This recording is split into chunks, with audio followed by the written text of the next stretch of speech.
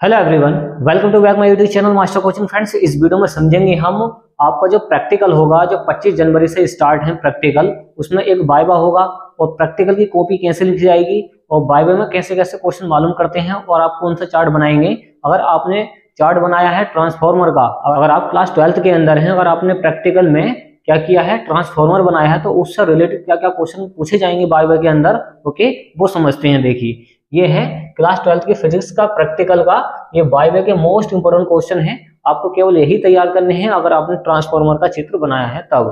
तो देखिए, आपसे क्या क्या मालूम कर सकता है इसके अंदर। पहला क्वेश्चन ये है, क्वेश्चन है कि ट्रांसफॉर्मर क्या है, ये ट्रांसफॉर्मर होता क्या है, इसको समझते हैं। देखिए, आपने देखे होंगे सारे के सारे इसमें के ट्रांसफॉर्मर, ओके, लगा हुए अपने घरों के आसपास देखे होंगे। ये किस तरीके से काम करता है इसको समझते हैं। इससे कौन कौन से क्वेश्चन आपसे मालूम कर सकता है वाइवा के अंदर, देखिए समझते हैं। पहला क्वेश्चन ये है कि ट्रांसफॉर्मर है क्या। ये जो ट्रांसफॉर्मर है ये क्या चीज है। तो ट्रांसफॉर्मर एक ऐसा यंत्र है जो उच्च प्रतिवर्ती वोल्टेज को कम प्रतिवर्ती वोल्टेज में चेंज कर देता है। देखिए, जो लाइट आती है ये उच्च विभव को क्या काम करता है, ये जो ट्रांसफॉर्मर है ये उच्च विभव को, क्या ध्यान पर रखना आपको, उच्च विभव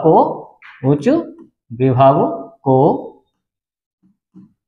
कम विभव में चेंज करता है, कम विभव में बदलता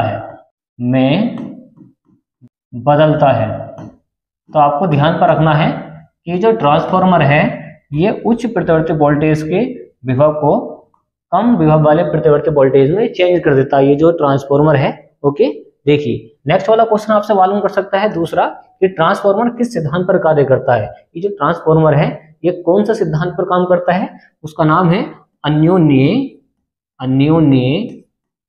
प्रेरण। तो अन्योन्य प्रेरण के सिद्धांत पर यह कार्य करता है। अब ये अन्योन्य प्रेरण क्या होता है, देखिए, इसमें जब परिवर्ती चुंबकीय क्षेत्र में फ्लक्स में परिवर्तन होता है तो उसको बोलते हैं अन्योन्य प्रेरण। तो चुंबकीय फ्लक्स में जैसे परिवर्तन करेगा तो वहां पर होता है अन्योन्य प्रेरण, तो उस सिद्धांत पर यह कार्य करता है। तीसरा क्वेश्चन आपसे मालूम कर सकता है कि ट्रांसफॉर्मर कितने प्रकार के होते हैं। ये जो ट्रांसफॉर्मर है ये कितने टाइप के होते हैं, ये इस टाइप के जो ट्रांसफॉर्मर है कितने टाइप के होते हैं समझते हैं।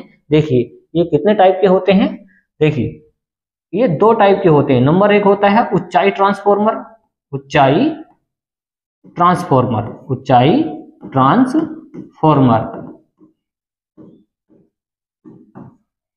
नंबर एक होता है ऊंचाई ट्रांसफॉर्मर और नंबर दो होता है अपचाई ट्रांसफॉर्मर,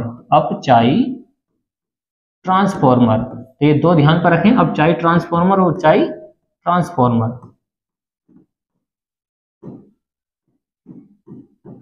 तो अपचाई और ऊंचाई दो ट्रांसफॉर्मर होते हैं। अब देखिए, ऊंचाई ट्रांसफॉर्मर क्या काम करता है, ये क्या करता है कि उच्च प्रतिवर्ती वोल्टेज को निम्न प्रतिवर्ती वोल्टेज में चेंज करता है। मतलब ये ऊंचाई का मतलब क्या है, वोल्टेज को बढ़ाएगा, अपचाई का मतलब ये है वोल्टेज को घटाएगा। तो इसका मेन काम यही है ट्रांसफॉर्मर का, वोल्टेज को घटाने तथा बढ़ाने का काम ये करता है, वोल्टेज को घटाने तथा बढ़ाने का काम ये करता है। तो इसी को बताया गया है कि उच्च विभव को कम विभव में चेंज करता है और कम विभव को उच्च विभव में चेंज कर देता है, ओके। ये बात ध्यान पर रखना कि वोल्टेज को घटाने तथा बढ़ाने का काम करता है कौन, ट्रांसफॉर्मर। तो ये दो प्रकार के होते हैं, ऊंचाई ट्रांसफॉर्मर और अपचाई ट्रांसफॉर्मर। ऊंचाई में वोल्टेज को बढ़ाएगा, अपचाई में ये घटाएगा। चौथा क्वेश्चन है कि ट्रांसफॉर्मर किस धारा पर कार्य करता है। तो ये करता है प्रत्यावर्ती धारा पर। कौन सी धारा पर, प्रत्यावर्ती धारा पर। और प्रत्यावर्ती धारा होती है एसी, ऑल्टरनेटिंग करंट कहते हैं इसको, ओके। तो ये एसी धारा पर कार्य करता है, डीसी पर नहीं करता है, क्योंकि एसी धारा पर ये चुंबकीय फ्लक्स में परिवर्तन कर देगा, तो ये धारा बना देता है। पांचवा क्वेश्चन ये है कि ट्रांसफॉर्मर की रॉड किस लोहे की बनी होती है। तो ये होती है नर्म लोहे की, ओके, नर्म लोहे की। सिलिकॉन नाम से एक लोहा आता है, उसका नाम है नर्म लोहा, नर्म लोहो। तो नर्म लोहे की रॉड होती है, ये नर्म लोहे की क्या होती है, रॉड होती है। जिससे देखिए, ट्रांसफॉर्मर की रॉड किस लोहे की बनी होती है, तो आपको बताना है कि नर्म लोहे की एक रॉड होती है। तो इस तरीके से आप ये समझा सकते हैं, बता सकते हैं एग्जामिनर को। देखिए, और क्या नेक्स्ट वाले क्वेश्चन मालूम कर सकते हैं, वो समझते हैं। देखिए, छठा क्वेश्चन आपसे मालूम कर सकता है कि ट्रांसफॉर्मर की दक्षता कितनी होती है।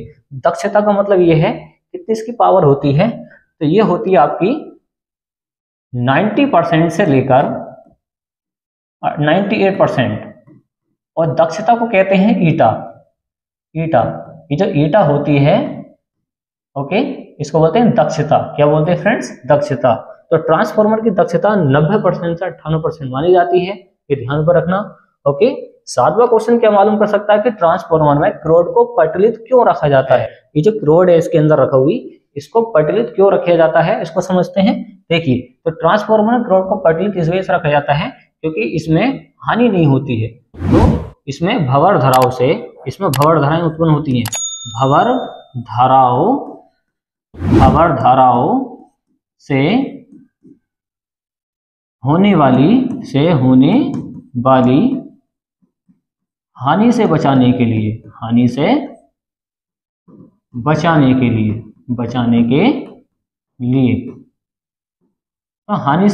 के लिए इसको यूज करते हैं, पटलित रखते हैं बचाने के लिए। तो यहाँ पर बोला गया है कि ट्रांसफार्मर क्रोड को पटलित क्यों रखा जाता है? तो ट्रांसफार्मर में जो पटलित क्रोड है वो इस वजह से रखते हैं कि भंवर धाराओं से जो हानियां होती हैं उससे नुकसान से बचाने के लिए। भंवर धाराओं से क्या हो जाता है, बहुत ज्यादा गर्म हो जाता है, लाल पड़ जाता है गर्म होके। नेक्स्ट वाला क्वेश्चन है कि ट्रांसफार्मर में तेल क्यों डाला जाता है? इस ट्रांसफार्मर में जो तेल है ये क्यों डाला जाता है? देखिए, ये सारे जो ट्रांसफार्मर है, देखो इसमें आग लगी पड़ी है।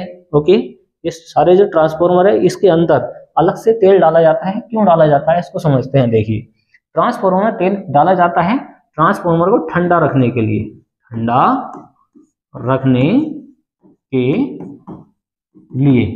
तो ट्रांसफार्मर में जो तेल डालते हैं हम, ट्रांसफार्मर को इसको ठंडा रखने के लिए डालते हैं, ये बात ध्यान पर रखना। ओके, चलिए नेक्स्ट वाला क्वेश्चन है, ट्रांसफार्मर डीसी धारा पर कार्य क्यों नहीं करता है? देखिए, एसी पर कार्य करता है क्योंकि एसी धारा मिलती है हमें।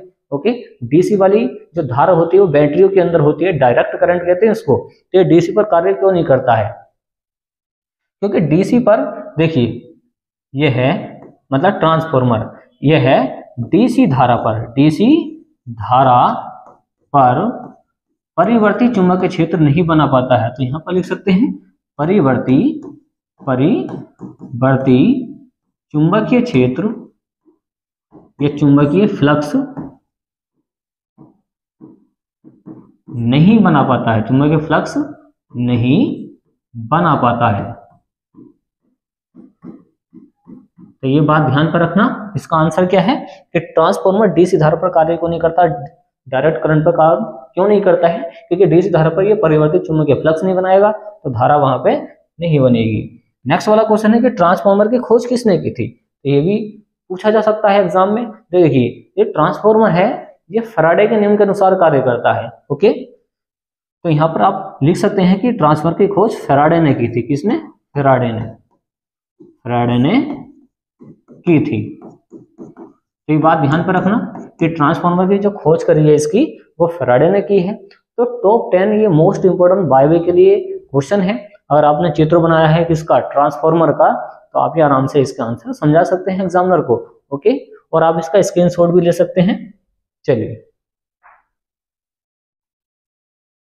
तो उम्मीद है फ्रेंड्स आपको ये वीडियो पसंद आई होगी। तो वीडियो को लाइक एंड शेयर कीजिए, चैनल को सब्सक्राइब कीजिए। थैंक्स फॉर वॉचिंग गाइस, मिलते हैं किसी नेक्स्ट वीडियो में जो काफी इंपोर्टेंट होगी एग्जाम के लिए।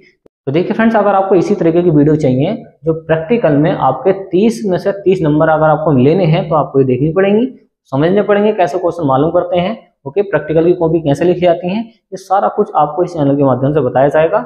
ओके फ्रेंड्स, आप चैनल को सब्सक्राइब कर सकते हैं और ऐसे ही वीडियो का लाभ ले सकते हैं। Okay friends.